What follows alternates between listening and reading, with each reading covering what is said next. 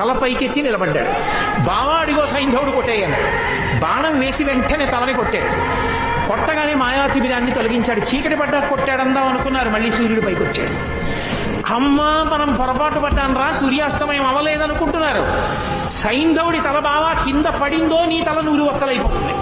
ఎందుకంటే సైంధవుడికి తండ్రి ఉన్నాడు, వృద్ధక్షత్రుడు ఆయన పేరు. ఆ వృద్ధక్షత్రుడికి తపస్సు చేస్తే పుట్టాడు జయద్రథుడు అన్న పేరుతో సైంధవుడు.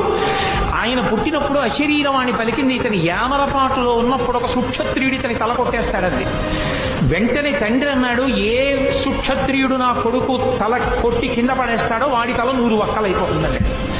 ఎవడు తల కొట్టేస్తాడో, తల కొట్టి కింద పడేస్తాడో వాడి తల 100 వక్కలవుతుంది అన్నాడు. బావా నీకు తెలియదు, వాళ్ళ తండ్రి శాపం ఉందా, తల కింద పడిపోతే నీ తల 100 వక్కలైపోతుంది, అందుకు నా తల కింద పడకుండా వంతులాడన్నాడు. ఓ పక్క యుద్ధం చేస్తూ ఓ పక్క బాణం వేస్తూ సైంధవుడి తల కింద పడకుండా